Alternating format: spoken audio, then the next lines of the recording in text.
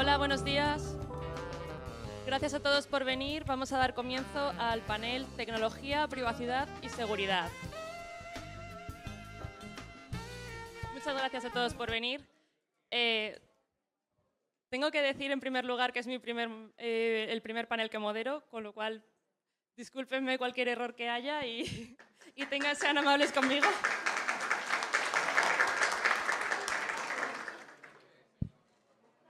Actualmente la tecnología es una frase común, pero ha cambiado nuestras vidas, tanto en las relaciones sociales, en la inmediatez de las comunicaciones, como a nivel laboral, automatizando las tareas y facilitando todas las transacciones que se realizan. Pero esta tecnología también tiene sus defectos o sus riesgos, que son los ataques cibernéticos, las vulneraciones de datos, la regulación de la inteligencia artificial que estamos abordando ahora en distintos países de distintas maneras. Y todo esto es lo que vamos a analizar ahora en nuestro panel con todos nuestros oradores.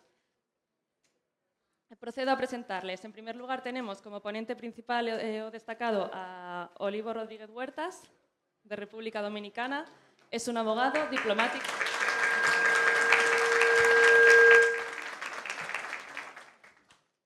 Es abogado, diplomático y fue embajador de la República Dominicana en España entre 2017 y 2020.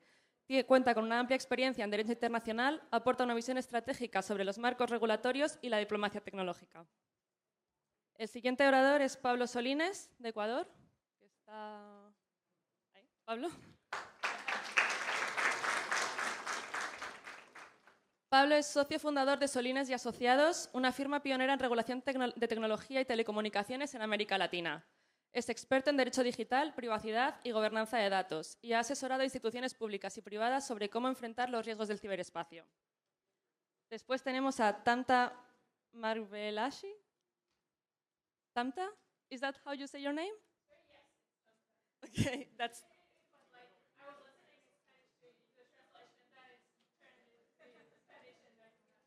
Sorry, yeah.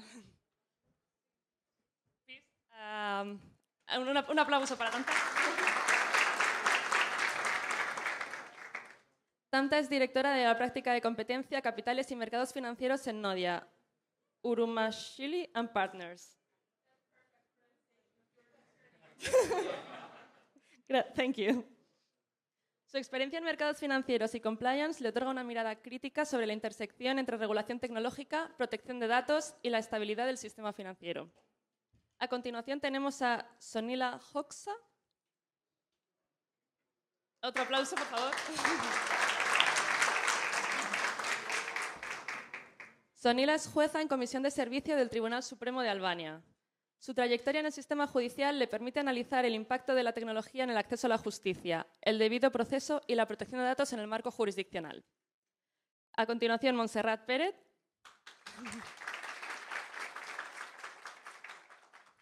Montserrat Pérez es directora de la Presidencia del Tribunal Constitucional.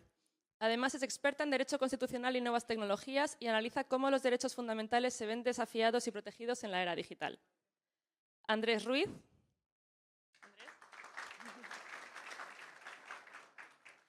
Andrés Ruiz es abogado y fundador de todojuristas.com, una plataforma que integra tecnología y servicios legales. Con su enfoque innovador reflexiona sobre el derecho digital, el uso de la inteligencia artificial en el sector legal y la privacidad en el entorno empresarial. Y por último tenemos a Pascal Peña Pérez.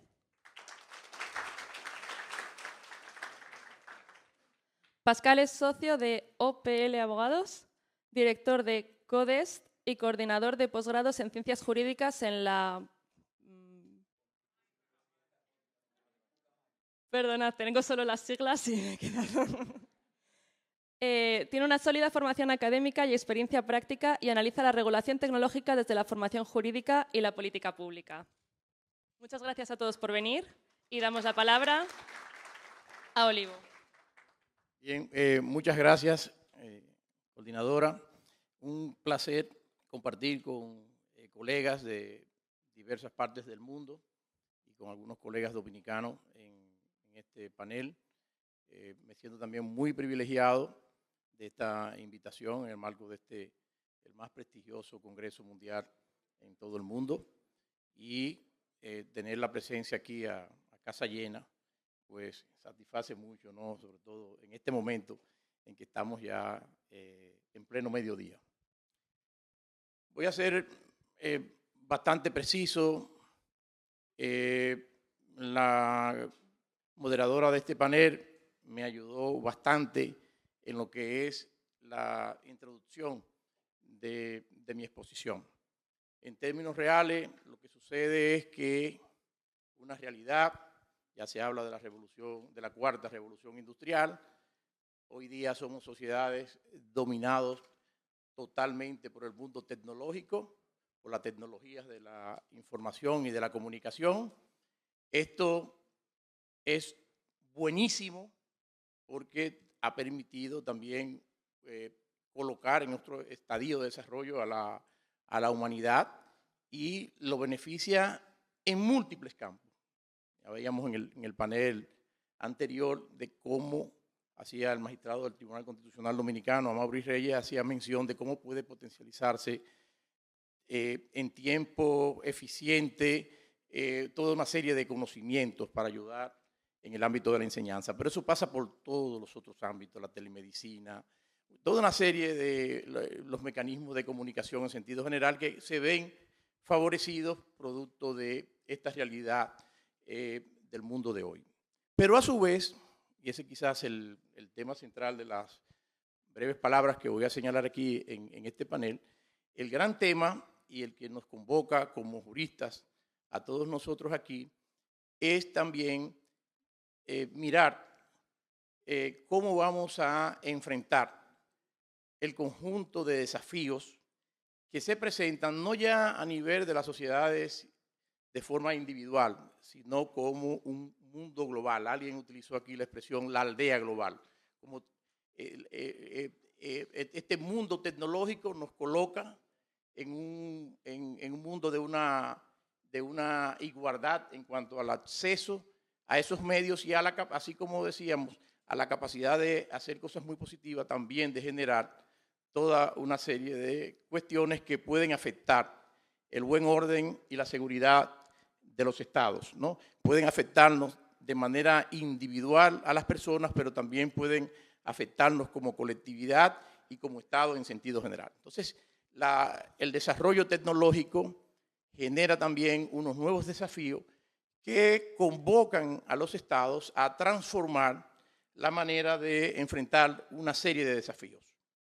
Algunos que son típicas actividades que tienen los estados por necesidad para autoprotegerse, como es, por ejemplo, la actividad de inteligencia. Hoy día tiene que estar más centrada en los problemas que se derivan del desarrollo de la tecnología, la capacidad también de la tecnología a través de la inteligencia artificial ayuda mucho a los procesos de análisis para aportar información oportuna a los gobiernos sobre los retos por venir, ¿no? Y le genera también la capacidad de saber estratificar mejor un vasto número de informaciones que a través de los medios electrónicos se generan. Eso por mencionar un tema. Pero todos sabemos que, y de hecho ya en la mayor parte de los países, en lo que va de este siglo, se han comenzado a la necesidad de ir regulando, ir tipificando nuevas conductas que están asociadas a la utilización criminal de la tecnología, ¿no? El uso de la tecnología, el uso de los medios tecnológicos con el propósito de alterar las bases del normal funcionamiento de las personas y de los estados, con graves consecuencias a nivel de la seguridad de los estados, pero también a nivel de los individuos y a nivel también del tejido empresarial. Y por eso comienzan a hablarse de una serie de necesidades de proteger lo que llaman una serie de infraestructuras críticas que pueden, a través de medios tecnológicos, pueden generarse unos temas terribles. Pensemos nada más en un acontecimiento tan reciente como fue el apagón en la península ibérica, que comprendió tanto a España como a Portugal. En algunos momentos comenzaba a señalarse la posibilidad de que fuera un ciberataque. Lo que pasa es que hoy día con lo que llaman el Internet de las cosas, es decir, hay muchas infraestructuras críticas que son manejadas total y absolutamente por medios tecnológicos.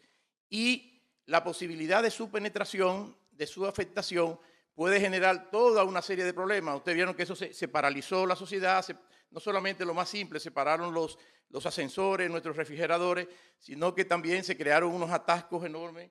La red aeroportuaria sufrió también una serie de retrasos, los trenes se detuvieron, es decir, la capacidad de crear caos a través de los medios tecnológicos son enormes. Y por ello, tan solo citar este ejemplo en particular, han habido casos, el más famoso de cómo se puso en jaque a un Estado, creo que fue el caso de Estonia, por allá por el año 2003, donde a través de guerra cibernética, bueno, y uno de los casos más recientes también fue en nuestro continente, en Costa Rica, que hubo que declarar también el estado de emergencia o el estado de excepción, dada cómo fueron paralizados prácticamente mucho del funcionamiento normal de las instituciones de gobierno. Entonces, todo esto ha concluido en la necesidad de que hay una serie de fenómenos que se derivan de esta cuarta revolución industrial que han hecho necesario, como ya ha pasado en otras ocasiones, de que a nivel planetario se haya configurado una convención de las Naciones Unidas contra la ciberdelincuencia, que va en la misma línea en cuanto a estructura de contenido de las convenciones a escala planetaria anteriores, como la Convención de Viena sobre el narcotráfico de 1988, como la Convención de Palermo contra la delincuencia organizada transnacional, contra la Convención de Naciones Unidas contra el terrorismo, como la Convención de Naciones Unidas contra la corrupción.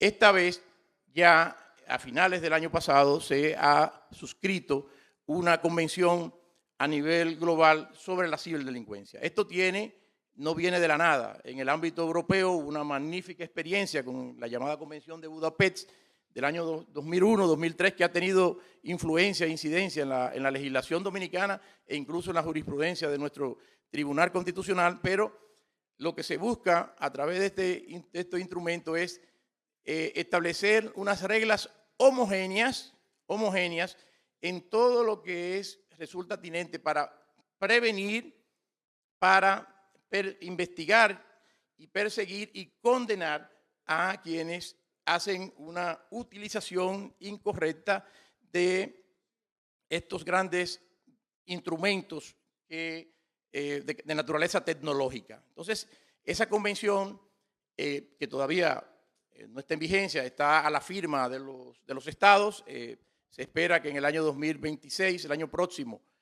se tengan las firmas suficientes para que sea un instrumento vinculante para todos los estados. Se encarga, en consecuencia, de establecer cómo a nivel global todos los países deben homogeneizar las conductas, digamos, para utilizar una expresión de los penalistas, las conductas típicas en este campo, es decir, las diferentes formas en que a través de las tecnologías de la información se pueden afectar para que no haya espacio ni lugar en el mundo donde pueda quedar impune. Se trata de este tipo de delincuencia cibernética se da en un espacio donde la territorialidad tradicional de nuestras normativas penales queda totalmente abandonada, porque esto se hace muchas veces de lugares que ni siquiera pueden ser identificados, y por ello esa homogeneización de las legislaciones y de las conductas asociadas a las mismas resulta indispensable para una persecución.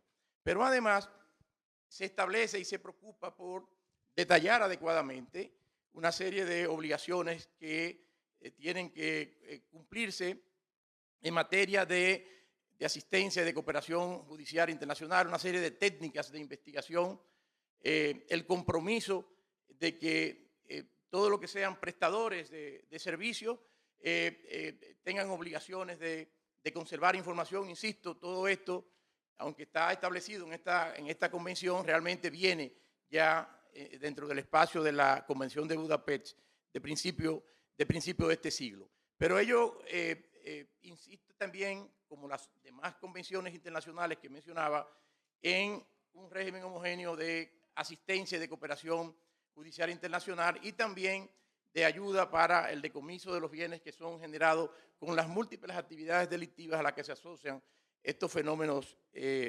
electrónicos. Para concluir la visión sobre este asunto, esto conlleva también una serie de obligaciones de los estados, más allá de los aspectos punitivos y de los aspectos procesales necesarios para alcanzar la correspondiente sanción, de facilitar los medios probatorios y demás. Y es que todos los estados tienen la obligación hoy día realmente de tener que anticiparse a los fenómenos. Lo ideal es que los hechos horrendos que pueden derivarse del mal uso de las tecnologías de la tecnología y de la información y de las comunicaciones, lo ideal es anticiparse. Por eso iniciaba mi intervención hablando de la importancia para quienes realizan actividad de inteligencia como analistas esenciales del Estado para prevenir los distintos riesgos y los mecanismos preventivos que deben permanentemente estar adoptándose. Y en esto no se puede lograr eficacia en esto sin un compromiso público-privado. Hoy día sabemos que son empresas privadas las que colaboran, las que coadyuvan, las que brindan, las que prestan una gran serie de servicios donde se almacenan y se utilizan todos estos datos. Destinatarios de la actividad delincuencial en este plano pueden ser grandes empresas que son normalmente privadas, que manejan infraestructuras críticas, infraestructuras que tienen una importancia para todo el colectivo. De manera que un auténtico régimen de prevención, de autorregulación también resulta indispensable en una serie de sectores. Y para ello, aquí viene a confluir no solamente un régimen penal, no solamente un régimen procesal penal, no solamente el derecho internacional público, no solamente el derecho constitucional por los temas de los derechos y la privacidad, sino que también viene a incidir el ámbito de la actividad regulatoria del derecho administrativo respecto, insisto, de esas empresas que manejan y tienen a su cargo infraestructuras críticas susceptibles de ser utilizadas por la delincuencia cibernética para generar grandes problemas y grandes desafíos. Esas eran más o menos algunas ideas que quería dejar aquí planteado en de cómo está siendo afrontado. Pero fíjense, la convención se firmó ahora a finales del año pasado, diciembre del año 2024. Muchas gracias.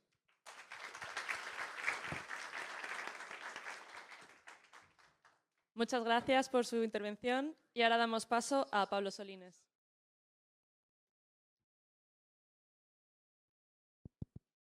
Hola. Gracias, Irene. En primer lugar, para mí es un gusto poder compartir este panel con tan destacados profesionales y venir a compartir algunas ideas, experiencias que traigo desde Ecuador y que de alguna manera pueden ser interesantes, ser importantes, porque en mi país es uno de los pioneros o tal vez de los precursores en la incorporación de la normativa de protección de datos que de alguna manera vino discutiéndose y por larga data a nivel de la Unión Europea hasta finalmente poder lograr obtener como resultado final lo que todos conocemos como el GDPR o el RGPD, el Reglamento General de Protección de Datos de la Unión Europea, y decía que es uno de los países pioneros a nivel de Sudamérica porque en definitiva se trajo las principales principios, las principales ideas que incorporó GDPR a nivel de la Unión Europea en nuestra legislación, y en ese sentido pues los temas de discusión que se tratan pues a nivel europeo también se los está ya tratando en nuestro país, y en este sentido pues claro, en un espacio reducido de tiempo, ¿no? Dado la cantidad de mesas y panelistas que podemos aportar con ciertas ideas, dije, bueno, ¿qué puedo dejar al menos plasmado en este espacio, ¿no? Que nos pueda ser de utilidad y sobre todo tratar algún tema de relevancia, sobre todo vinculado con la protección de datos personales. un tema de gran actualidad, ¿no? Hace un momento hemos escuchado la anterior intervención en donde finalmente vamos a ver que toda la incorporación de las nuevas tecnologías, ¿no? Sea el machine learning, sea el big data, sea la inteligencia artificial, muchas de estas dependen de la incorporación de la información, de la incorporación de data, ¿no? y del tratamiento y del manejo que hacen de la misma. Y cuando hablamos de información y de datos que tienen una incidencia en el campo personal, es cuando entra la regulación de protección de datos, ¿no? Entonces, una de las grandes aspectos de discusión que tuvo consigo GDPR a nivel de la Unión Europea fue justamente el ampliar el concepto de lo que eran los datos sensibles, ¿no?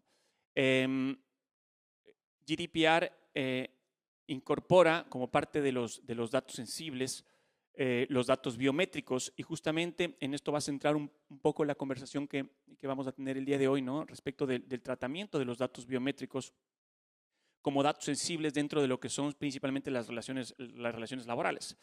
Tema de gran utilidad, de gran pragmatismo, si cabe el término, porque realmente es algo que sucede mucho y está ocurriendo mucho en las empresas, en las organizaciones, tanto públicas como privadas, que utilizan mecanismos de reconocimiento facial o mecanismos de huellas dactilares, entre otros, como formas comunes de tratar datos, sobre todo para controles de accesos, controles de asistencia de personal, entre muchas otras cosas. Y esto tiene una connotación muy importante desde el punto de vista regulatorio, ¿no? ¿Por qué? Porque, en definitiva, cuando hablamos de GDPR y cuando hablamos ya de regulaciones o de normativa de Sudamérica, como la ecuatoriana, ahora la Brasil, y bueno, son tendencias que se están dando, porque no nos olvidemos que a nivel regulatorio en protección de datos, quien está marcando de alguna manera la tendencia regulatoria es la Unión Europea, ¿no? Debido justamente a la vertiente del sistema continental a la que los países latinoamericanos nos hemos adherido. Y en ese sentido, pues, decía que la tendencia es empezar a tratar ya estos temas con la importancia que exige, con la importancia que requiere, porque definitivamente el tratamiento de datos sensibles a nivel ya regulatorio es un tema bastante cuestionado, es un tema que ha sido susceptible de una regulación bastante más específica, bastante más particular. Y cuando decimos bastante más específico o particular, tenemos que partir del hecho de que el tratamiento de datos sensibles viene de alguna manera a trastocar los principios que están detrás de la regulación en materia de protección de datos, porque el principio general de los datos sensibles es que hay una prohibición expresa del tratamiento.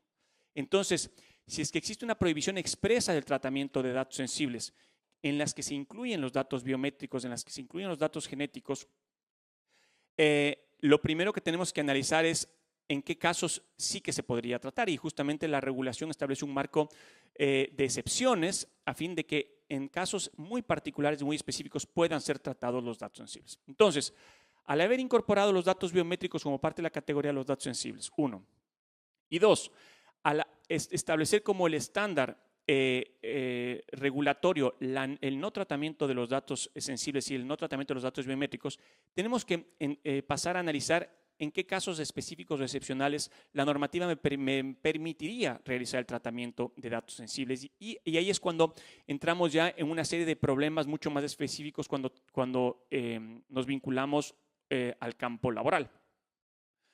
Porque ¿qué es lo que nos dice GDPR y qué es lo que nos dicen las nuevas regulaciones que vienen detrás de GDPR? Y es que básicamente estos casos excepcionales para tratar datos sensibles se circunscriben a muy pocos, y entre ellos los que podrían ser aplicables al campo laboral es el consentimiento, pero es un consentimiento reforzado que tiene que dar el colaborador o el empleado dentro de una organización. Podría ser la primera base legitimadora o el primer sustento jurídico para poder realizar un tratamiento de datos sensibles. Sin embargo, si es que yo no estoy en el campo del consentimiento reforzado o el consentimiento explícito denominado, tendría que buscar otra base legitimadora. Y esta otra base legitimadora puede ser probablemente aplicable en aquella que se refiere al cumplimiento de las obligaciones de orden laboral o de seguridad social. Entonces, si es que yo tengo estas dos bases legitimadoras que son las que permiten el tratamiento de datos sensibles, en este caso de datos biométricos en el campo de una relación laboral, tenemos que pasar a hacer otro tipo de análisis mucho más particulares, mucho más específicos, y es aquellos principios que sustentan el tratamiento de datos personales dentro de una organización. Y ustedes van a ver que GDPR a nivel europeo, cuanto la normativa que sigue la tendencia de protección de GDPR, han reconocido expresamente como uno de los principios básicos de la protección de datos el de proporcionalidad y el principio de minimización. Entonces, cuando tratamos estos principios de proporcionalidad y minimización, que seguramente Andrés también los comentará en su intervención cuando trate sobre los temas de reconocimiento facial, vamos a revisar y analizar el hecho de que en aplicación de estos principios podría cuestionarse las bases legitimadoras que yo señalaba hace un momento, tanto el consentimiento explícito cuanto del cumplimiento de una obligación legal o de seguridad social para el tratamiento de datos biométricos como datos sensibles. Y justamente se cuestiona aquello, en primer lugar, y desde el punto de vista del consentimiento, porque es entendido que en una relación laboral el consentimiento de por sí puede nacer viciado. ¿Y por qué puede nacer viciado? Porque existe una suerte de subordinación o de dependencia y de posiciones que no son equiparables entre el empleador y el trabajador. Siendo así, ¿no?, se entiende cómo un trabajador podría otorgar un consentimiento voluntario y libre. Si es que no lo hace, podría ser sujeto eventualmente de un despido, de una terminación de una relación. Entonces, el cuestionamiento es, ¿el consentimiento es suficiente para poder realizar el tratamiento de datos sensibles? Es decir, yo como organización establezco un sistema de control biométrico, por ejemplo, de la huella dactilar para controlar la asistencia de mi gente, de mi personal. Pero basados en esa simple finalidad, que sería el control de asistencia, la finalidad justifica realmente el tratamiento de datos tan complejos y tan delicados como son los datos sensibles. ¿Por qué datos complejos? ¿Por qué datos delicados los datos biométricos? Porque obviamente permiten la identificación inequívoca de la persona. Si es que existe la posibilidad de que se filtre esa información, por eso son datos sensibles, se filtre esa información, podríamos incluso desde el punto de vista de la seguridad hablar de suplantación de identidades, ¿no es cierto? Y eso sería un tema muy, muy delicado, muy grave. A través de los datos biométricos también se podrían identificar, por ejemplo, la raza de una persona, que también es considerado dato sensible. Es decir, que cuando nosotros hablamos de la finalidad que se está persiguiendo a través del tratamiento de datos biométricos, en este caso las huellas dactilares que les ponían de ejemplo, estamos realmente justificando el tratamiento de los mismos a través de la finalidad que persigue, es decir, del control de asistencia de personal. Y nos vamos a dar cuenta que esto podría trastocar el principio de proporcionalidad y el principio de minimización de datos, que hablaba hace un momento. Con lo cual, estamos viendo que ya desde el punto de vista normativo, se han establecido una serie de restricciones, si cabe el término, y de análisis internos que se tienen que realizar dentro de una organización a fin de poder determinar la viabilidad o no del tratamiento de datos sensibles como son los biométricos. En primer lugar, analizando el principio de proporcionalidad y el principio de minimización de datos. Luego, la base legitimadora que podría sustentar ese tratamiento de datos a los que me he referido. Y finalmente, definitivamente para poder lograr este objetivo, realizar una evaluación de impacto. Es decir, cómo este tratamiento va a generar un impacto dentro de los derechos y libertades del titular. Estos son los análisis que se tienen que hacer para poder determinar si es que en efecto el tratamiento de datos sensibles como los biométricos dentro de una organización son susceptibles de realizarlos o no, y considerando adicionalmente los importantes pronunciamientos que ha habido a nivel de la Unión Europea, ¿no? Tenemos ya la autoridad italiana que ha cuestionado el tratamiento de datos sensibles por considerarlos desproporcionados, lo propio la autoridad francesa, la autoridad española no se diga, la autoridad sueca, la autoridad de los Países Bajos. Es decir, ha habido una recurrencia en los pronunciamientos en donde han determinado que para controles de acceso, que para controles de asistencia, la utilización de datos biométricos como un mecanismo eficaz para cumplir esa finalidad es excesivo. y de alguna manera han vinculado el tratamiento de los datos biométricos, y con esto ya voy terminando, justamente al afán de establecer mecanismos de control vinculados a la seguridad, ¿no? Entonces, no es lo mismo que yo, a nivel de un banco, por ejemplo, en donde tengo que asegurarme que la persona que va a ingresar a resguardar la bóveda tenga que someterse a un control biométrico, ¿no es cierto?, a que yo simplemente lo haga en una institución pública para controlar que un empleado o que un colaborador llegue a tiempo, ¿no? Entonces, desde esa perspectiva, la autoridad europea sí que ha podido identificar los distintos elementos para poder determinar si es que la finalidad justifica ese trato proporcional de los datos sensibles o no. Bueno, esas ideas las quería compartir y espero que haya sido de su utilidad. Muchas gracias.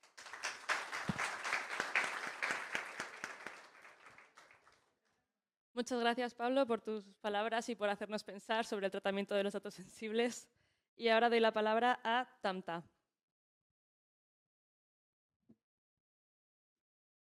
Thank you, Irene, and I guess I don't need this one right now. And next time I'm here, I try to be more fluent in Spanish, and it should go beyond the song lyrics and telenovelas that I hear the Spanish words from.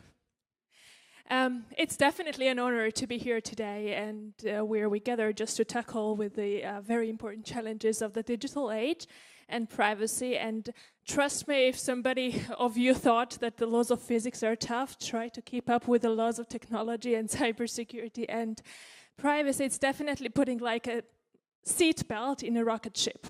And I'm here, as my colleagues have already started to explore some of the insights of their respective jurisdictions. I'm here to offer a slightly different perspective. And that perspective is a perspective of a developing country that has newly adopted its privacy framework, and that is based on the mighty GDPR, so General Data Protection Regulation. And I'm here just to offer the private practitioner's perspective. So we didn't have any problems in drafting the laws, but we did have the hurdles in transposition, so legal transposition, and translating how these provisions could really affect into the real daily businesses of the organizations. And that is what I'm going to deal with today. And the critical question here is, how do we ensure that there is a real privacy protection and not just the paper compliance from that regard?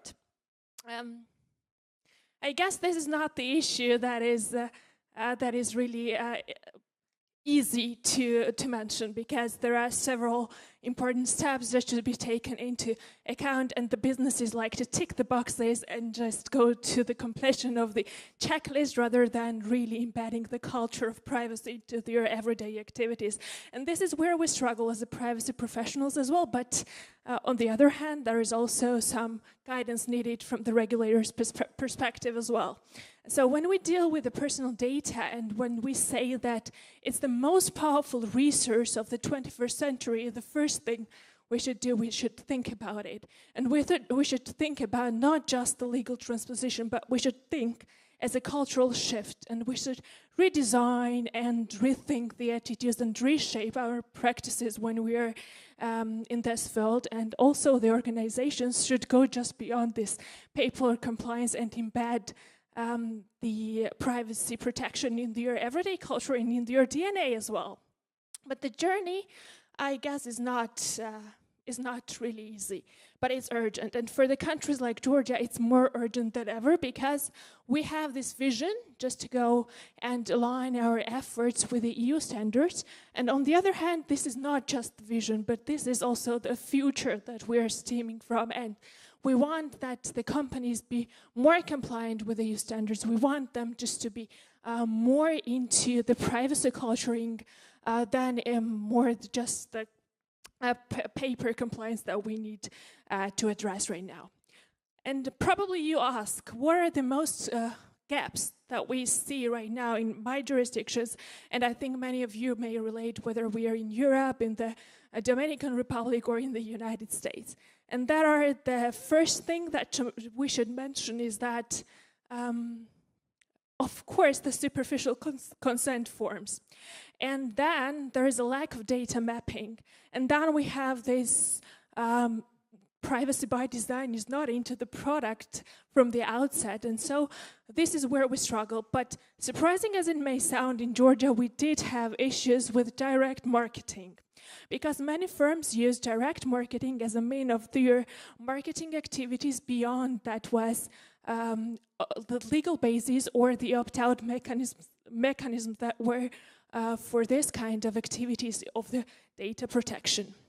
And also the international data transfer becomes a very, very important thing, just to mention.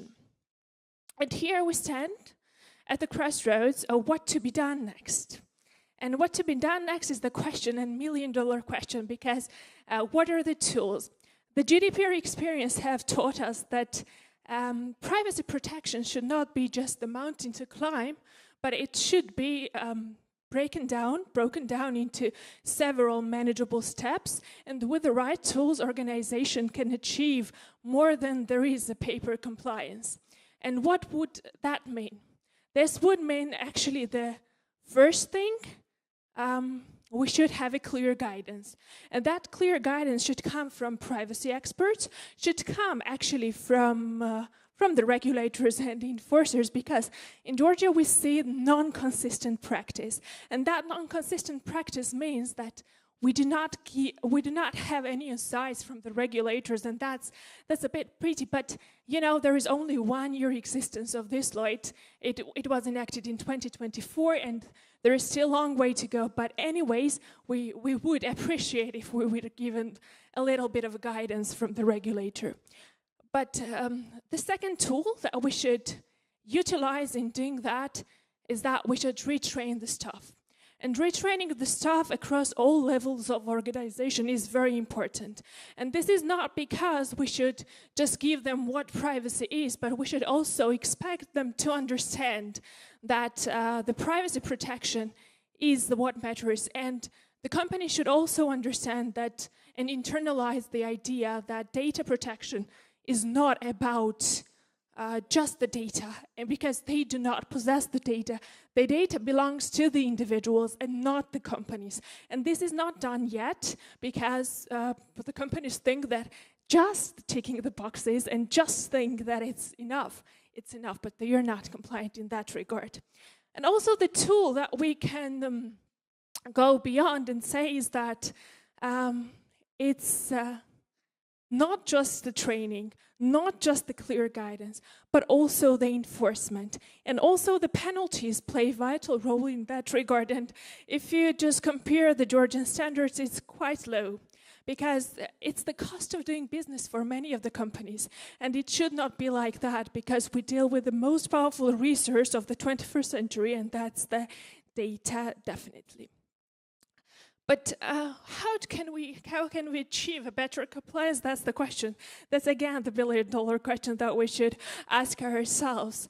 And here I must say that we should provide different perspective. We should provide different cultural shift to that organizations, and not just ticking the boxes, and not just giving them this insight from that avoiding penalties is all that matters. It's not what does really matter, because you should not be building trust and credibility in that regard. And in the digital age, I believe the trust is the new currency, and those companies who do really appreciate privacy does really lead the way.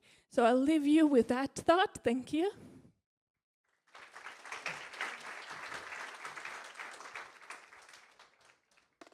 Thank you, Tamta. I also think that the data belongs to the individual, and we should have stricter rules to protect it.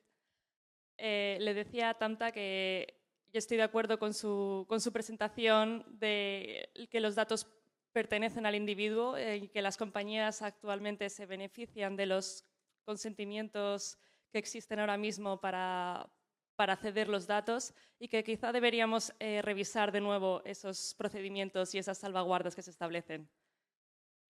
Sonila, si quieres comenzar.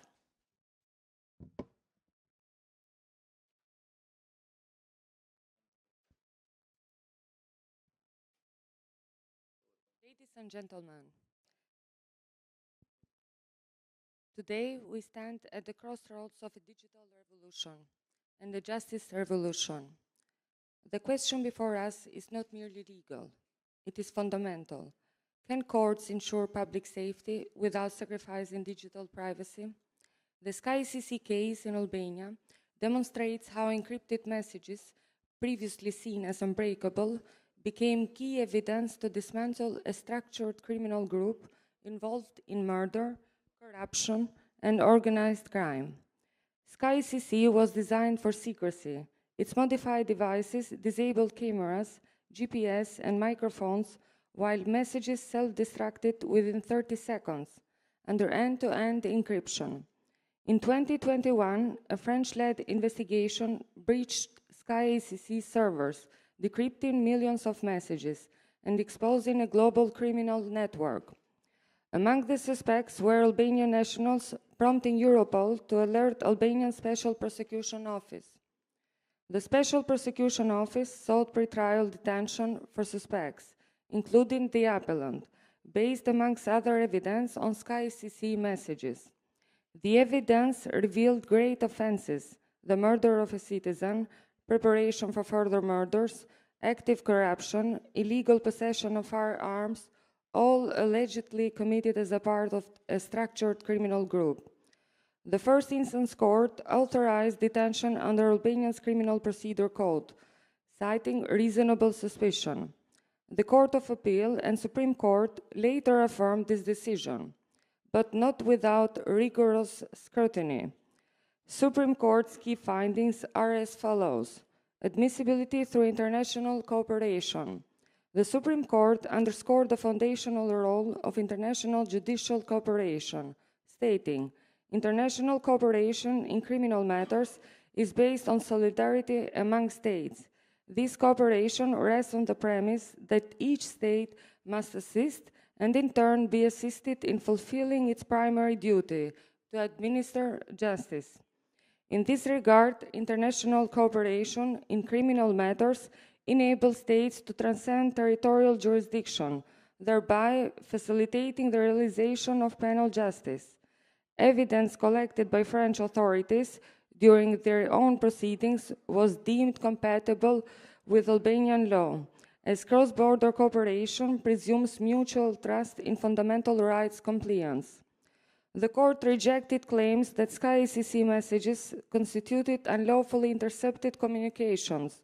It clarified the distinction between static data, stored messages retrieved from servers, and dynamic data, real-time interceptions.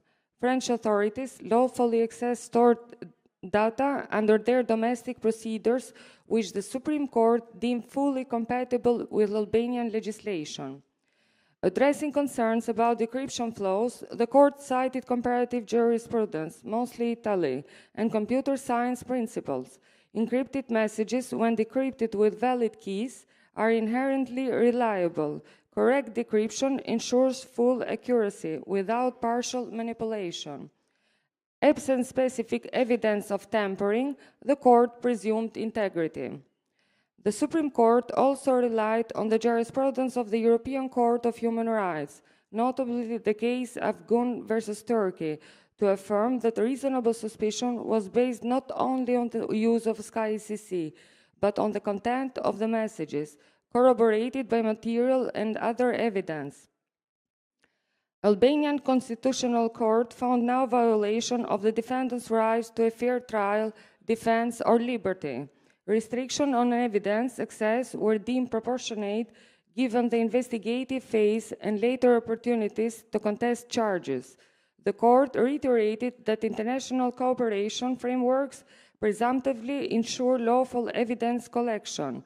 Pretrial measures were justified by the totality of contextualized proof, not isolated data, and evidence obtained through such frameworks was presumed legal unless proven otherwise.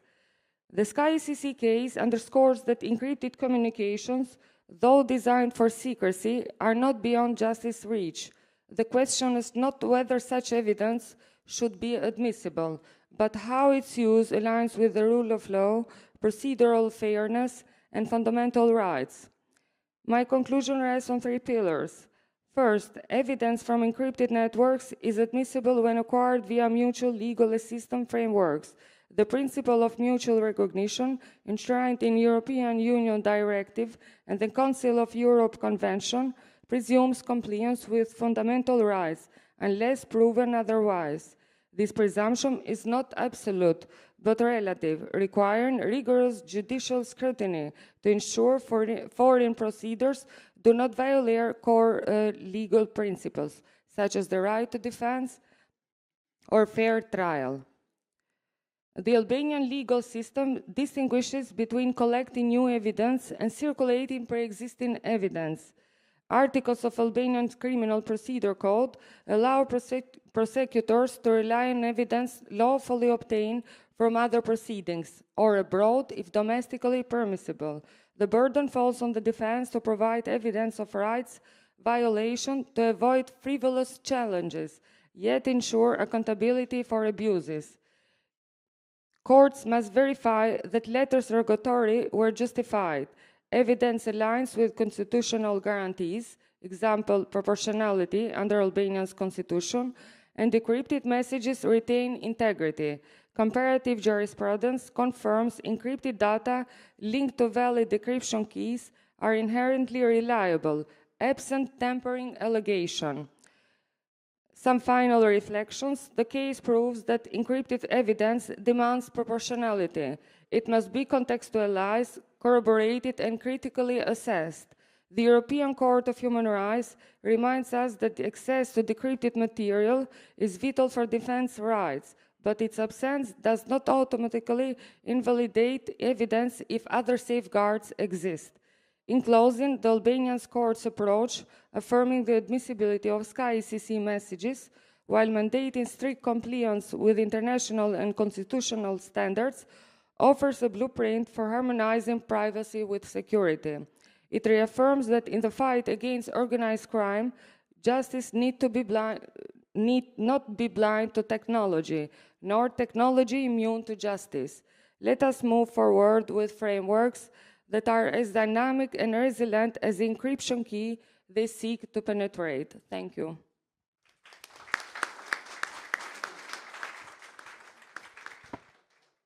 Thank you, Sonila, for your works and for remarking the need for collaboration with technology and among different institutions in this new cybernetic world where we are all connected and technology just so fast crosses boundaries and countries.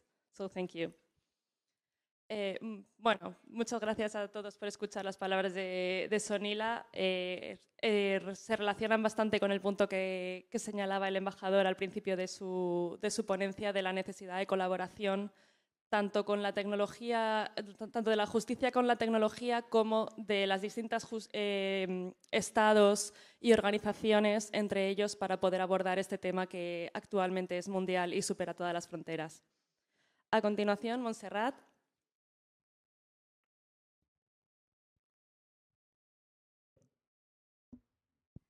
Buenas tardes a mis colegas panelistas y al público presente.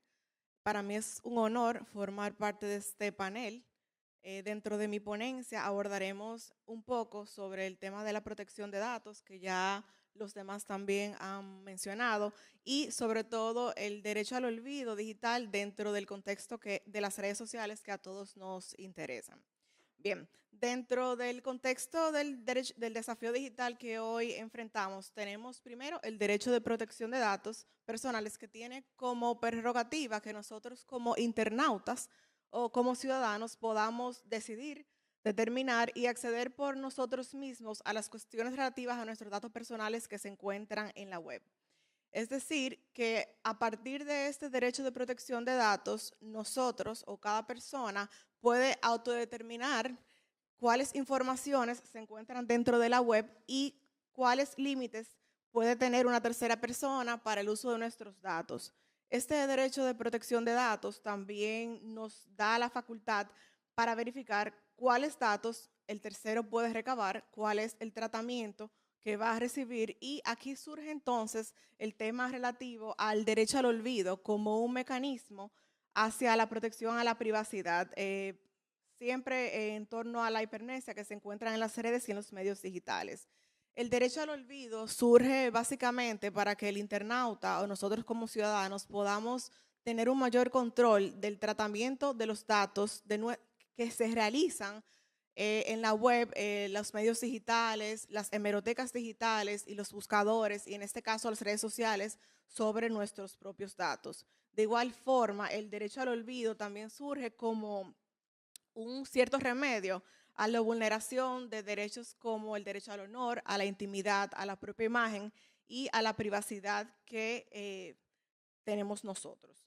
En cuanto al tema de las tecnologías emergentes, las redes sociales y sobre todo la datificación masiva que hoy tenemos en el contexto digital, gracias con el surgimiento de las nuevas tecnologías, como mencionaron en un panel anterior, la revolución 4.0, el acceso a dispositivos y mecanismos de comunicación, el Internet of Things, como mencionó nuestro orador principal, se ha derivado una justa y una gran preocupación general y la necesidad de regular actividades, protocolos y procesos que utilizan en esencia datos. El desarrollo de las nuevas tecnologías ciertamente ha llevado a que se verifique un almacenamiento masivo y descontrolado de nuestra información, dando paso a que la capacidad de transmitirla junto a otros procesos de datificación masiva cree en la web o en estas plataformas digitales una memoria infinita que comparte nuestros datos sin límites. Y todas estas innovaciones tecnológicas son lo que hoy en día nos lleva a poder hablar de un mundo que actualmente se encuentra datificado. Esta rápida incursión de las tecnologías digitales ha cambiado radicalmente nuestra forma de vivir, la forma en que nos relacionamos e incluso la forma en que consumimos y cómo nos comunicamos. Se ha realizado un incremento en el uso desmedido del Internet y de las redes sociales, pero también con ese uso desmedido nosotros hemos provocado un almacenamiento descontrolado sobre nuestra propia información y la capacidad de recordar sobre todo lo acontecido en nuestras vidas en un momento determinado. Con un simple clic, nosotros que hagamos en un motor de búsqueda, por ejemplo, ponemos a disposición del internauta toda la información disponible sobre una persona determinada o determinable, un evento o algún hecho que ocurra particularmente en un preciso momento. Y es gracias a esto, al control que se necesita, que surge y se verifica el derecho al olvido como mecanismo de tutela y control en contra de aquellos motores de búsqueda, hemerotecas digitales y, ¿por qué no?, dentro del contexto de las redes sociales, para aquellos que no hacen un uso responsable de la información que se encuentra publicada y que nosotros mismos somos los que la otorgamos. Dentro de lo que cabe destacar en el contexto de las redes sociales y el derecho al olvido, esto merece una especial atención. Nosotros no nos damos cuenta muchas veces porque usualmente entramos a la plataforma o a la red social, vamos a Instagram, publicamos una foto, a Facebook, hacemos un share, compartimos una información e inclusive muchas veces hacemos un comentario en una foto o en una noticia. Sin nosotros muchas veces darnos cuenta cómo lo que nosotros hacemos puede afectar algún derecho fundamental de una persona y cómo a veces nosotros mismos damos más información de la que debemos sobre nosotros. En ese sentido, y a partir de eso que les dije, nosotros podemos verificar la naturaleza participativa que tienen las redes sociales. Y esto ha hecho que, por ejemplo, los tribunales en Europa vayan analizando nuevos patrones y formas de comunicación al tiempo de que también debemos tomar en cuenta y en consideración cuestiones relativas a la libertad de expresión y también el tema del derecho de la privacidad. Este fácil acceso a las redes sociales ha generado aspectos negativos porque se convierten generalmente, o en muchas ocasiones, en un medio por excelencia para la circulación de datos que no autorizamos, en difamación, en cyberbullying, como muchas veces verificamos, y esto se hace con un simple share que al final de cuentas termina siendo parte de la memoria infinita de la red social, no solamente del internauta, porque ya se queda en nuestra mente, sino también dentro de la misma plataforma. Es importante que tomemos en cuenta que las redes sociales tienen dos tipos de usuarios. Y hago mención de esto por La protección que otorga, por ejemplo, el Reglamento General de Protección de Datos de la Unión Europea, lo cual no existe en nuestro país, estamos un poco en pañales, pero bien, nosotros tenemos dos tipos de usuarios en las redes sociales. Tenemos el usuario privado, que es el usuario común y corriente, es el que sube su foto diaria, la foto que se toma bebiendo el café, comparte fotos de su familia y de su diario vivir. Pero también tenemos el usuario que utiliza las redes para promoción de un negocio o su comercio.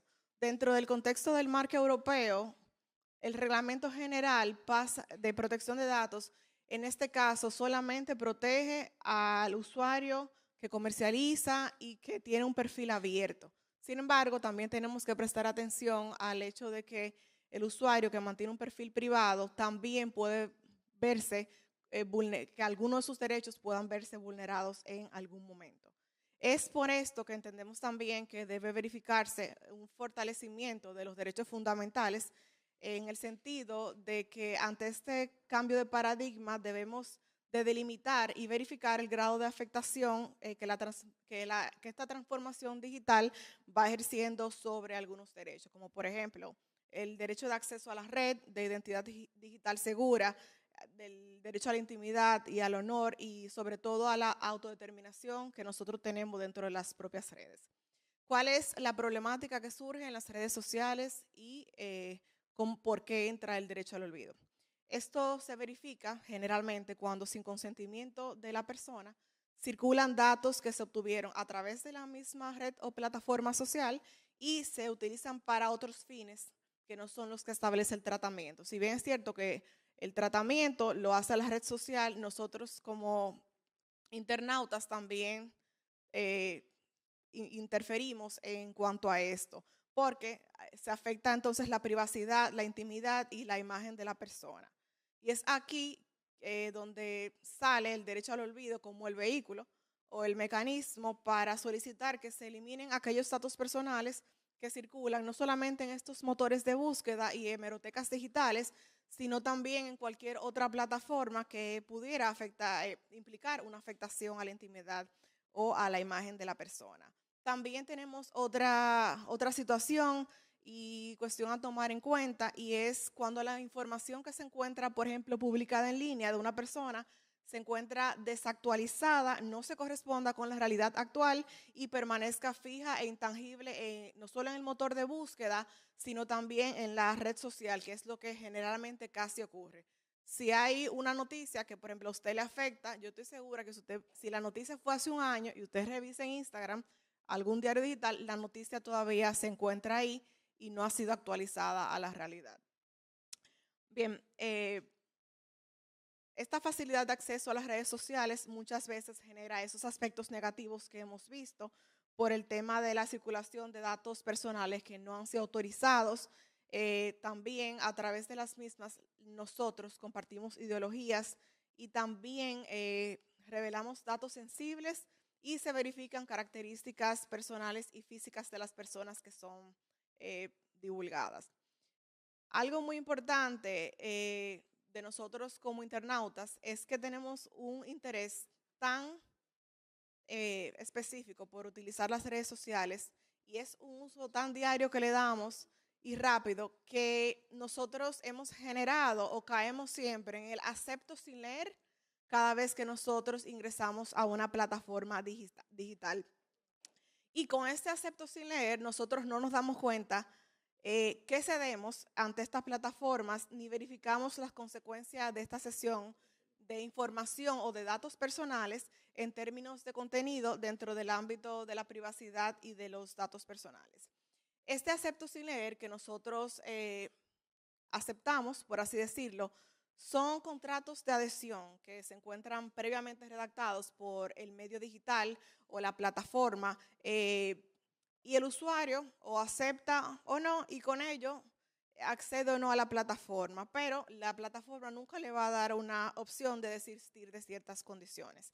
Es por eso que por ahora el derecho al olvido es la herramienta que ahora mismo entendemos que sería más o menos imprescindible en el ámbito de la red social, pues con esto podemos exigirle a la plataforma que divulgue o no la información de una manera masiva, siempre y cuando se traten de aspectos de datos personales. Siempre me pregunto, pero es borrada totalmente, o nos preguntamos si es borrada totalmente la información que como usuario nosotros eliminamos. Hay un caso muy famoso, ocurrió en Irlanda. Un usuario de Facebook solicitó que fuera eliminada la información o sus datos personales de su propio perfil. Facebook eliminó la información de su perfil y le entregó una memoria o un USB con esta información. Sin embargo, él verificó otra vez, la persona vuelve y verifica la información de su perfil y se dio cuenta que Facebook, si es verdad que la eliminó de su perfil, conservó la información que ellos habían borrado. Y a partir de ahí, esa persona inició una serie de acciones contra Facebook ante la Comisión de Protección de Datos de Irlanda, porque es fácil borrar la información del perfil, pero no de la base de datos de la plataforma digital. Y eso es lo que generalmente ocurre de igual forma con las hemerotecas digitales, que si usted solicita la desindexación o que se elimine su información, por ejemplo, de la página web del periódico X, si usted lo busca en el buscador en Google no va a aparecer, pero si usted entra al periódico y lo busca, su nombre continúa apareciendo. También es bueno indicar que esta eliminación de datos muchas veces puede ocasionar censura y entrar en conflictos con otros derechos fundamentales, como por ejemplo el derecho a la información, que no solamente es que comporta recibir información y dar información y nosotros estar informados. Y también la libertad de expresión que tienen los ciudadanos. Por ejemplo, en Europa, la corriente se inclina un poco más hacia la protección del internauta, pero por ejemplo, en Estados Unidos siempre hay una mayor protección al derecho a la información o a la supremacía que tiene la libertad de prensa en este país. Ya para ir concluyendo, en cuanto al caso dominicano, la jurisprudencia per se no ha reconocido como tal la figura del derecho al olvido en sus decisiones judiciales. Nosotros aún nos encontramos en pañales en cuanto a esto. Sí tenemos una ley, pero ya esta ley no se adapta a la realidad que hoy vivimos y cómo va avanzando la tecnología. Pero sí quiero mencionarles que la jurisprudencia dominicana, tanto de la Suprema Corte de Justicia y del Tribunal Constitucional, sí ha abordado de forma indirecta el contenido del derecho al olvido y ha tratado decisiones y emitido decisiones que tutelan la dignidad humana, la intimidad de la persona, el honor y sobre todo la autodeterminación informativa. El tribunal se ha referido en varias ocasiones a la cuestión de la autodeterminación informativa para medios digitales. No sé si la ponencia se va a redactar, podemos poner las sentencias y remitirlas, pero bien, también tanto el tribunal como la Suprema han hablado del tema de la rectificación y de la eliminación de los datos que verifiquen inexactitud y falsedad en la web, y de igual forma también ha hablado en numerosas ocasiones y sí ha mencionado en decisiones el reconocimiento a la actualización, rectificación, supresión y control de la difusión de datos personales. Y ya esto se relaciona bastante con el derecho al olvido porque sería como la misma protección que nos da el derecho al olvido. También podemos conversar sobre que, por ejemplo, ¿es realmente el olvido un derecho al olvido? Si bien en principio el titular de la cuenta o del perfil tiene la facultad de manejar su perfil, valga la redundancia, es decir, borrar información, videos, comentarios, likes, una publicación, la aplicación muchas veces en contraposición al principio de limitación de datos puede conservar la información sin el consentimiento del interesado y sin establecer a los fines del tratamiento que realizaría luego de que usted los borra. También el desarrollo tecnológico en esta era digital facilita y trae como consecuencia de que estos datos se conviertan en información y podamos tener, por ejemplo, un acceso al diario vivir de cada ciudadano, el acceso a sus fotografías, imágenes, audios, localización, likes en redes sociales, con las personas con las cuales hace contacto. Y en cuanto al tema de los datos, Bueno, nosotros tenemos tan poca conciencia de lo que significan nuestros datos que nosotros los regalamos. Por ejemplo, ¿cuántas personas colocan en sus teléfonos que no les rastren los datos? ¿O cuántas veces nosotros decimos que no a las cookies que salen? Generalmente uno dice aceptar todo y uno sigue viendo el contenido en la página web.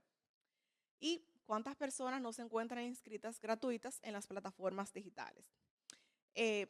Finalmente, yo entiendo que esta memoria infinita que tiene el Internet ha causado una capacidad de recordar sin límites que muchas veces afecta nuestra propia imagen, nuestro honor y afecta la protección de datos y el derecho a la privacidad que tiene todo ciudadano. Nos toca entonces crear un poco más de conciencia y que se establezcan otros mecanismos de control que tengan una mayor consecuencia, no solamente para los motores de búsqueda, sino también para los propios operadores de las redes sociales. Muchísimas gracias.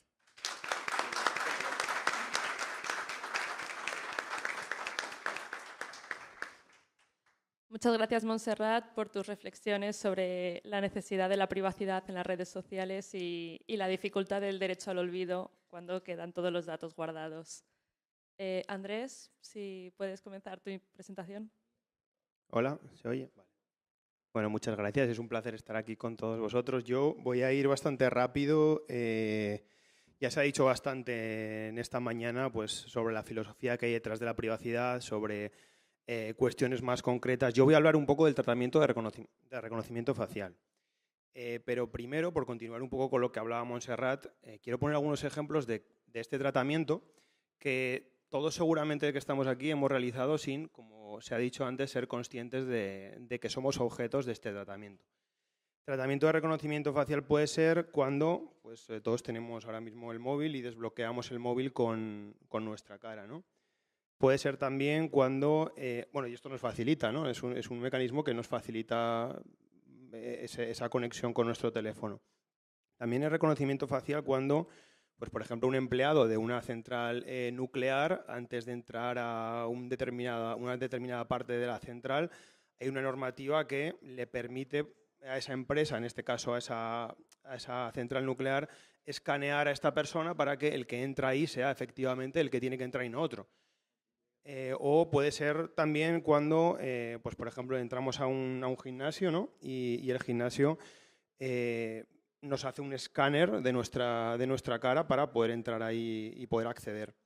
Y previamente ha tenido que, por supuesto, tomar una foto nuestra que está dentro de una plantilla biométrica guardada por un gimnasio, ¿no?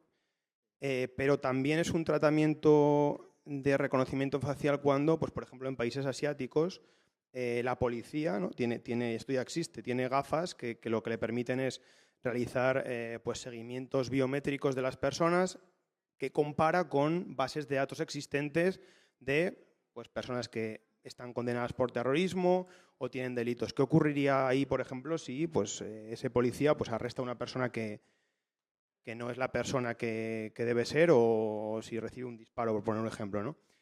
Este tipo de tratamientos, lo que ocurre muchas veces es, cuando hablábamos del derecho de accesión, es que no, las personas que somos objeto del tratamiento no somos conscientes y no somos conscientes de que no solo es los ejemplos que he puesto como pues, desbloquear un móvil, sino que también lo que está ocurriendo hoy en día es que estamos entrando en un centro comercial y hay empresas que cuando nosotros estamos mirando determinados carteles publicitarios están creando patrones biométricos de nuestra cara y están detectando cuál es nuestro estado de ánimo frente a un anuncio que nos están mostrando. O cuando pues, vamos circulando, pues, en Europa no pasa porque la videovigilancia y las cámaras de vigilancia son competencia exclusiva de los fuerzas y cuerpos de seguridad, pero en países asiáticos ocurre que vas por la calle y no existe una circulación indiscriminada de personas. Hay tecnologías que controlan todos tus movimientos y saben en todo momento lo que estás haciendo, ¿no? Más allá de eso, lo que está ocurriendo, me salgo un poco del reconocimiento facial, ¿no? Pero ya existen compañías aseguradoras que, por ejemplo, en el ámbito de la privacidad, están valorando si yo, por ejemplo, tengo en mi móvil la localización y yo todos los días voy de mi trabajo al gimnasio, esa herramienta ya sabe que yo soy una persona deportista, ¿no? Por poner un ejemplo. Pero además, si esa persona detecta que yo voy todos los días del trabajo y voy y pago en un establecimiento de comida rápida, las compañías aseguradoras ya están evaluando esto para crear perfiles sobre nosotros, para pues, modificarnos los seguros, ¿no? Establecer un precio distinto. O si, por ejemplo, detecta una localización de que yo vivo en un barrio que considera, en este caso, la herramienta, por mi localización, que tiene un poder adquisitivo más alto, se me están ofreciendo productos de una forma distinta a una persona que vive en otro barrio. Esto ya está pasando. Es decir, nosotros estamos navegando en Internet y no somos conscientes de esto y podríamos tirarnos mucho rato poniendo ejemplos muy concretos, ¿no? Esta es la parte filosófica. Luego está la parte de la práctica de los abogados que nos dedicamos a esto. ¿Qué ocurre en Europa? Como decía antes Pablo, el Reglamento General de Protección de Datos, el Reglamento Europeo, sirve de inspiración a muchas otras normativas, pues en este caso de América Latina, América Central, y es verdad que es uno de los sistemas más garantistas que existen en el mundo. ¿Qué ocurre en la práctica? Que el Reglamento General de Protección de Datos ha sido desarrollado por todos los Estados miembros, es decir, cada uno de los Estados miembros utiliza esa normativa base y crea una normativa que desarrolla para su propio país ese reglamento. Entonces tenemos el reglamento general y tenemos luego normativa de cada uno de los países individualmente. ¿Qué ocurre además? Que la normativa europea establece una serie de entidades como el Comité Europeo de Protección de Datos que publican guías, publican directrices, ayudan a interpretar el reglamento. Entonces tenemos el reglamento, la normativa de cada país y entidades europeas que interpretan el reglamento. Pero es que además cada propio país tiene su autoridad de protección de datos. No sé el nivel de conocimiento de todos los de la sala, pero es muy posible que haya muchas personas dedicadas a la privacidad y sean conscientes de que tú tienes que tener en cuenta lo que dice tu autoridad de control de tu país, además de todo lo que he dicho, porque la que te sanciona es la autoridad de tu país. Es decir, muchas veces este tipo de entidades publican guías en las que te dicen que esas guías no tienen, digamos, rango de ley, pero si la que te va a sancionar está diciendo que tienes que hacer o te está dando unas directrices, pues obviamente los despachos de abogados, además de tener en cuenta el reglamento, lo que dicen y además tenemos en cuenta también lo que otras autoridades dicen. No solo la nuestra, sino otras. Porque al final, si hay un tema en el que tu autoridad de tu país no se ha mencionado y hay otra de otro país que sí que ha hecho una resolución, imaginemos pues, un tema muy concreto sobre biometría. Y en España no hay ninguna guía sobre eso. Pues, ¿qué hacemos los abogados? Pues miramos lo que ha dicho otra autoridad que ya ha hecho una guía sobre eso. Entonces, ¿qué ocurre? Pues que es muy difícil, realmente muy difícil, y existe una hiperespecialización no ya solo en privacidad, sino que ya existe especialización por sectores económicos. Dentro de la privacidad te tienes que especializar en derecho farmacéutico de la privacidad porque no eres capaz de abarcar todo lo que se está creando. Y lo que ocurre también, pues por terminar un poco la explicación sobre esto, es que la autoridad de cada país que sanciona es una autoridad administrativa.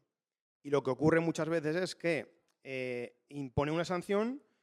Posteriormente, la persona afectada por la sanción recurre agotando la vía administrativa ante un tribunal contencioso administrativo que igual ese tribunal contradice lo que dice la agencia española. Entonces, el abogado que está representando a ese cliente no sabe muchas veces pues, dónde tiene que estudiar, por así decirlo, el caso, ¿no? Es muy complejo. Esto era un poco me he extendido un poco de esto y casi no he llegado todavía al reconocimiento facial. El reconocimiento facial, es un tratamiento biométrico que simplemente voy a dar unas pinceladas centrándome sobre todo en los principios, ¿vale? El reconocimiento facial debemos tener en cuenta los 3-4 principios, como todo el resto de tratamientos, que serían el principio de limitación de la finalidad. En este caso, pues, que los fines deben ser pues, claros al tratamiento que se está realizando. El principio de proporcionalidad, es decir, estamos realizando un tratamiento demasiado invasivo para lo que estamos consiguiendo. ¿Por qué si yo accedo a un gimnasio, ese gimnasio tiene que tener una plantilla biométrica de mi cara simplemente que se puede sustituir por una tarjeta o por un tratamiento mucho menos invasivo hacia mi privacidad, ¿no?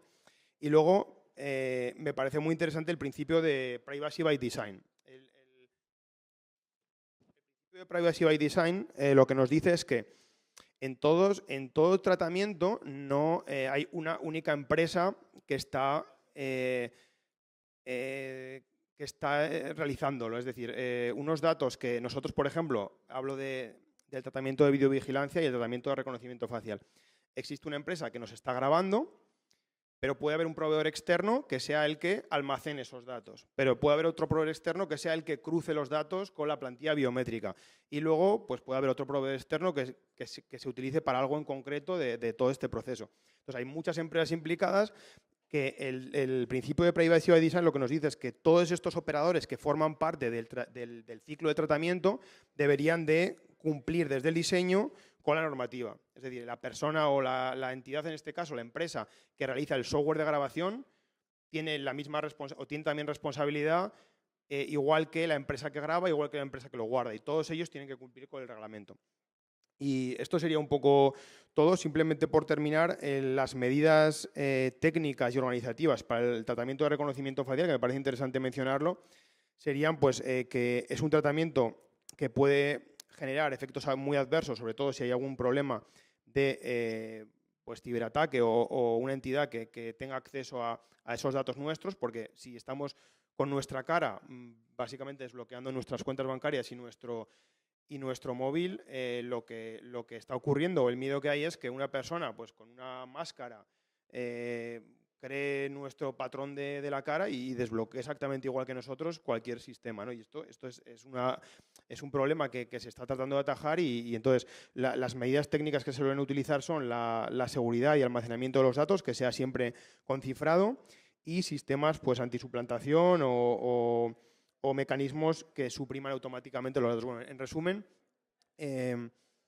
la privacidad en Europa, en este caso, es un problema que tiene muchísimas aristas y complicaciones, no solo desde la parte técnica, sino también desde la parte filosófica, ¿no? Y por mi parte esto es todo. Gracias.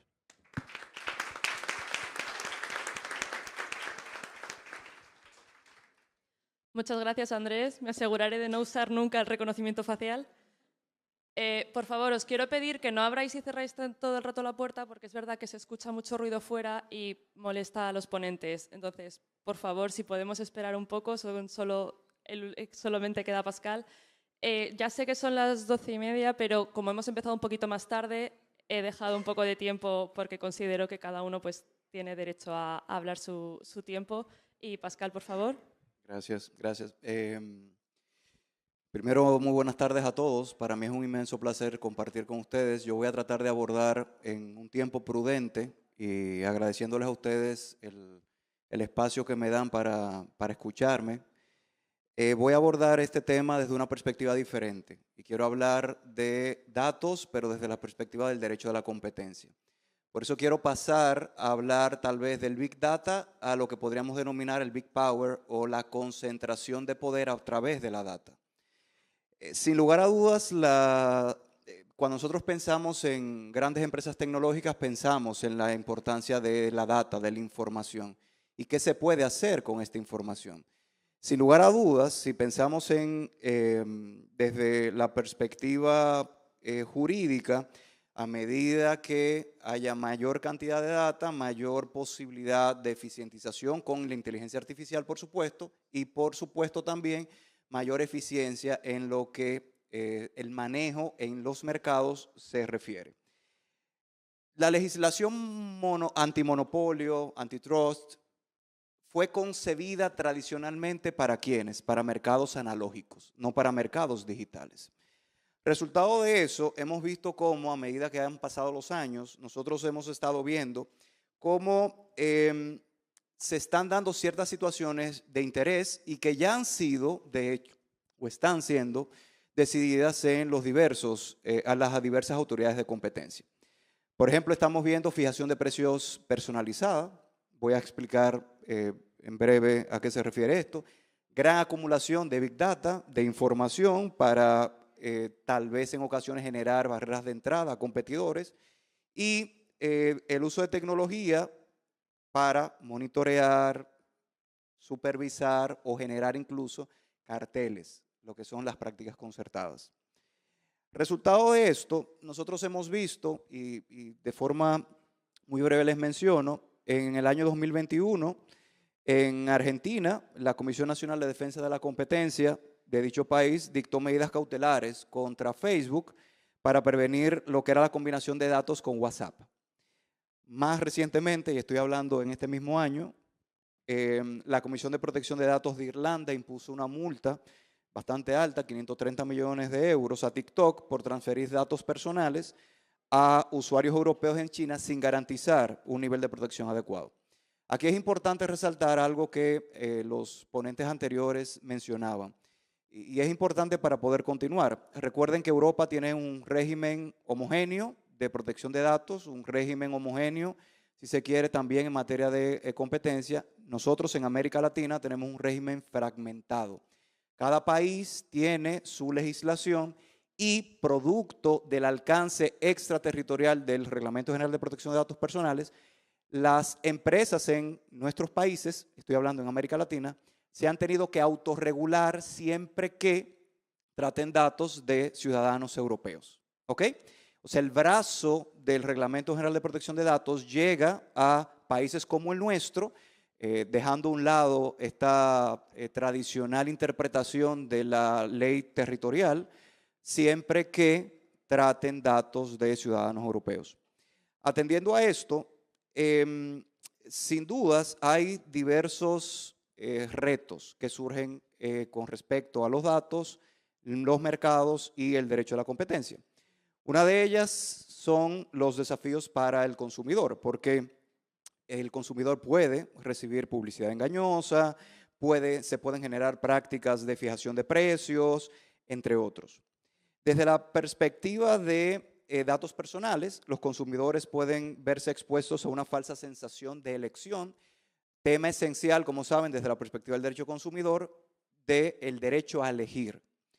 Pero también nosotros podemos ver algo muy importante, muy interesante, que aquellos que tengan mayor cantidad de data pueden generar lo que se ha denominado o lo que se denomina asimetría de información, que por supuesto el uso indebido de datos por parte de las plataformas digitales genera grandes preocupaciones porque a medida que tengo mayor cantidad de información puedo utilizarla en mi provecho y favor.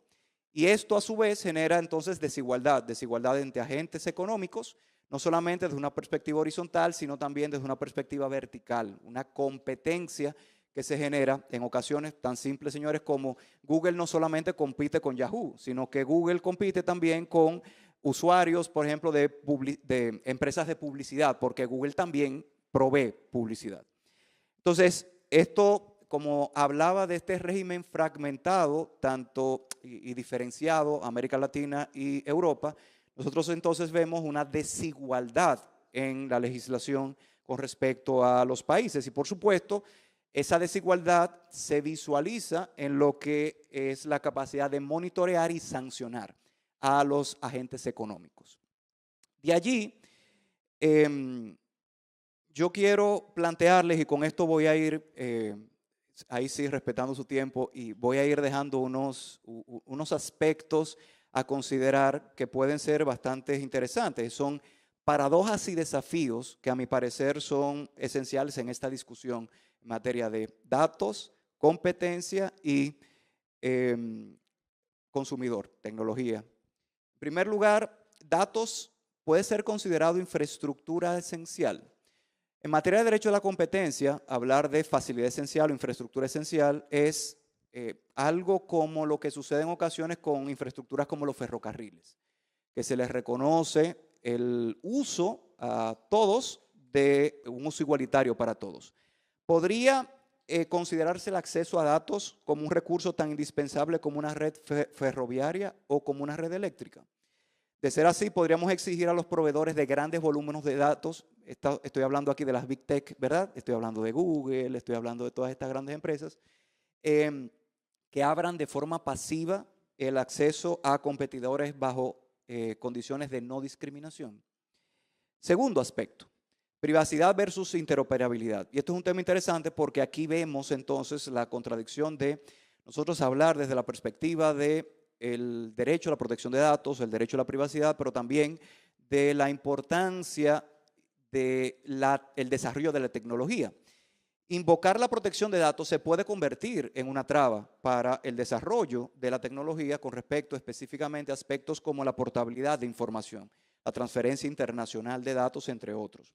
Entonces, aquí hay que considerar cómo diseñar normas que garanticen la privacidad, la protección de datos, sin sacrificar la capacidad de los usuarios también de cambiar de proveedor y, por supuesto, de que se generen los incentivos correspondientes para que las empresas sigan avanzando.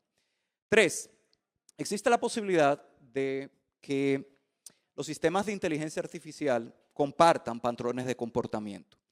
Y esto es muy interesante porque se conecta a lo que los panelistas anteriores hablaban. Recuerden que hablar de datos, algoritmos, de Big Data, es generar mayor información y esto a su vez a través de los algoritmos tiene la posibilidad de crear perfiles, etc.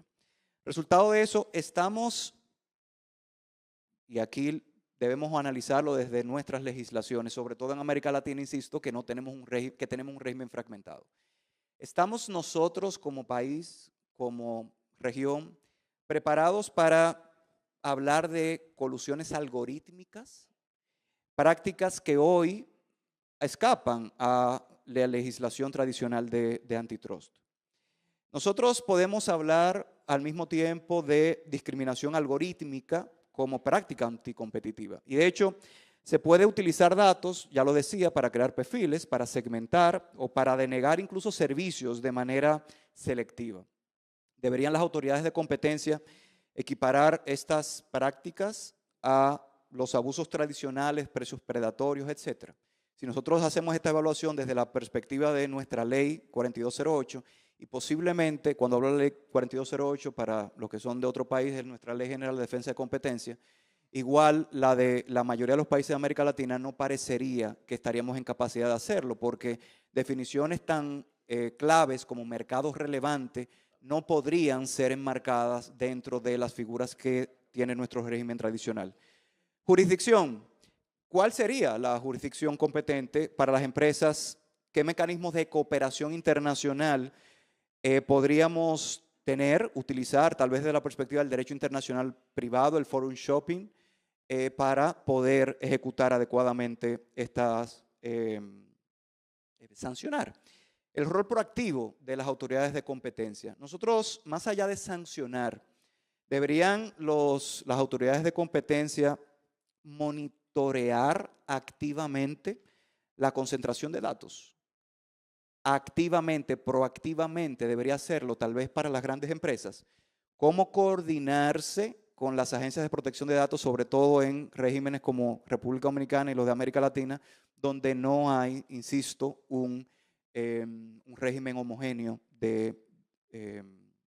legislativo? Y por último, y no menos importantes, recuerden que hemos hablado de datos y hemos hablado, y creo que todo el mundo tiene claro la importancia de los datos, de la información. Si un usuario en la actualidad paga, entre comillas, el acceso a una plataforma con sus datos, ¿no deberíamos tal vez considerar, reevaluar la manera en que se está pagando esos datos? Y básicamente la pregunta es la siguiente: ¿necesitamos nuevos métodos de valoración basados que no sea precio, sino en riesgo tal vez o en potencial de exclusión en el derecho de la competencia?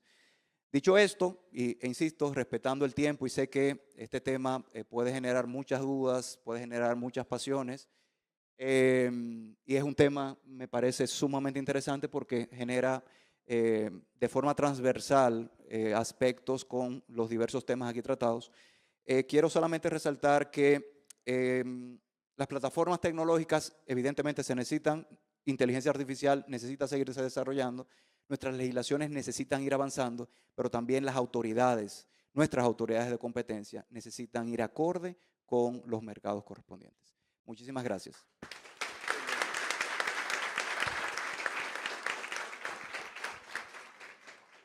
Pues muchas gracias por asistir a este panel y por toda vuestra paciencia. Yo soy Irene Esteban y junto al resto de los panelistas espero que hayáis disfrutado del panel.